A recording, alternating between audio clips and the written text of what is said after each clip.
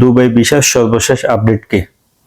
এখন কিন্তু মার্চের শেষ পর্যায়ে ঈদ পার হয়ে গেছে। এখন কি আপডেট আছে, ট্রান্সফার ভিসা টাইপিং হচ্ছে কিনা, এই বিষয়গুলো আপনাদেরকে আবারও জানাই দিতে চাই। কারণ কি, ঈদের 2-3 দিন আগে হঠাৎ করে সোশ্যাল মিডিয়াতে কিন্তু একটা নিউজ ভাইরাল হয়ে গেছিল যে দুবাই ট্রান্সফার ভিসা অর্থাৎ আরব আমিরাতের ট্রান্সফার ভিসা নাকি চালু হয়ে গেছে। এই বিষয় নিয়ে সত্য মিথ্যা আপনাদেরকে জানানোর চেষ্টা করছে আগের ভিডিওতে। তো ঈদের 2 দিন পরে আপডেট কি বা সামনে কি আপডেট আসবে, এই বিষয়ে আপনাকে কিছু ধারণা দিয়ে রাখবো।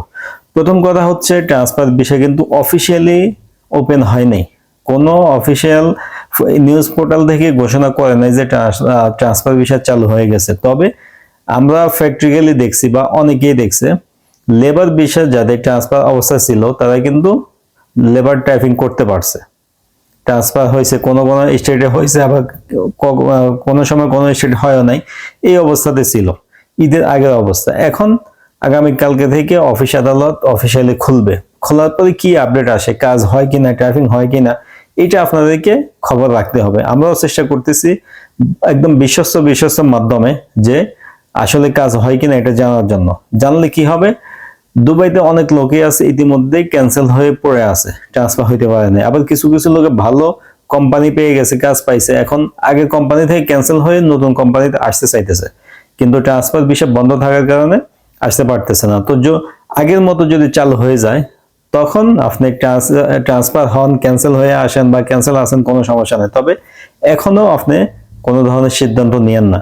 শুধু বিষয় টাইপিং হয়েছে তার মানে আপনি বিষয় পেয়ে গেছেন, বিষয়টা কিন্তু এরকম না।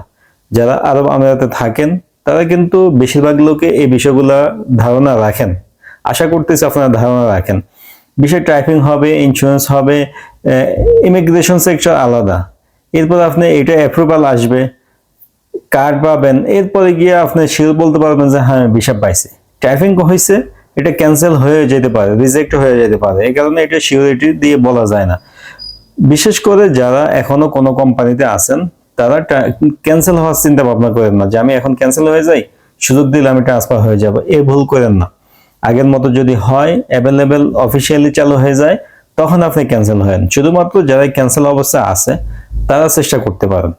যেহেতু তারা ক্যান্সেল অবস্থায় আছেন, তারা এই সুযোগটা কাজে লাগিয়ে চেষ্টা করে দেখতে পারেন আপনি কোথাও ট্রান্সফার হইতে পারেন কিনা। যদি ভাগ্য ভালো থাকে অবশ্যই আপনি হয়ে যেতে পারবেন, কোনো সমস্যা হবে না। ওকে, এরপরে আরো কিছু পরামর্শ হলো, আপনারা যারা আরব আমিরাতে থাকেন অবশ্যই সবসময় বিশ্বস্ত মাধ্যমে আপনারা নিউজ সংগ্রহ করার চেষ্টা করবেন। আইসিএফি ওয়েবসাইট আছে অথবা জিডিআরএফ ওয়েবসাইট আছে, এগুলাতে গিয়ে আপনারা তথ্য সংগ্রহ করার চেষ্টা করবেন কি আপডেট আসে। এগুলো কিন্তু একদম অফিসিয়াল ওয়েবসাইট। আর দুবাইয়ের বিষয়ে কি আপডেট আসে, চালু হয় কিনা, ট্রান্সফার ভিসা, লেবার ভিসা চালু হইতেছে কিনা, ট্রান্সফার হইতেছে কিনা, আমরা কিন্তু বিশ্বস্ত মাধ্যমে খবর রাখতেছি। ইনশাল্লাহ চ্যানেলে যদি চোখ রাখেন, অফিসিয়াল কোনো নিউজ আসলে 100 যখন কাজ হবে আপনাদেরকে আমরা কিন্তু জানাই দিব। এখন যে ভিডিওগুলো, এগুলা হলো সতর্ক ভিডিও। সতর্ক করতে হয় এই কারণে, কারণ কি, প্রতারকের দালালের কোনো অভাব নেই। যখনই সোশ্যাল মিডিয়াতে একটা জিনিস উঠে, তারা এই সুযোগটা নেওয়ার চেষ্টা করে। তারা আপনাকে বলবে হ্যাঁ ভিসা তো চালু হয়েছে, আপনি আমাকে টাকা দেন, আমি আপনার ভিসা ট্রান্সফার করে দিতেছি, সব ব্যবস্থা করে দিতেছি। আসলে এতটা ইজি না। আগের মতো হইলে আপনার বুঝতে পারবেন, হাজার হাজার মানুষে করবে, আপনার আশেপাশে মানুষও করবে, তখন আপনি করবেন। কোনো ধরনের টাকা পয়সার লেনদেন, বিষয় ক্যান্সেল করতে গেলে 10 বার ভাববেন, এরপরে কাজ করবেন। আর একটা এক্সট্রা পরামর্শ থাকবে, যারা বিষয় ট্রান্সফার করতে চান, আপনারা চেষ্টা করবেন আপনার স্কিল অনুযায়ী যে কাজ পারেন ওই ধরনের একটা কাজ খুঁজে বের করে আপনি তাদের ওই কোম্পানির কাছ থেকে ভিসা নেওয়ার জন্য, ফ্রি ভিসা না নেওয়ার জন্য চেষ্টা করবেন।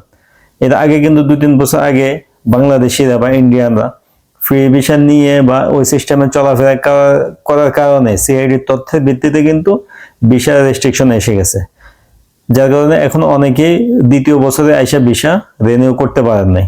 এরপরেও যদি আপনি এই ভুল করেন তাহলে আপনি বোকা। আপনি চেষ্টা করবেন যে কাজ জানেন ওই কাজ অনুযায়ী ওই কোম্পানিতে ঢুকে ভিসা লাগিয়ে কাজ করবেন। বেতন কম বেশি হইতে পারে, বেতন কিছুটা কম হইলেও কোনো সমস্যা নাই। কারণ কি, যে গ্লোবালি যে সমস্যা, যে পরিস্থিতি, এখন আপনি যে কোনো এক জায়গায় নির্দিষ্টভাবে কাজ করতে পারলে এটাই আপনার জন্য ভালো হবে। ফ্রি ভিসা চিন্তা ভাবনা আপাতত বাদ দেন। আর কি আপডেট আসে অবশ্যই বিশ্বস্ত মাধ্যমে আপনারাও খবর রাখবেন। আমরা সময় মতো আপনাদেরকে জানাই দিব যে কখন কি কাজ হয় কি হয় না। কারণ কি, দুবাই স্টেট বা শারজাতে আমাদের কিন্তু পরিচিত লোক আছে যারা টাইপিং এর কাজ করে বা খেদমা মক্তবের কাজ করে।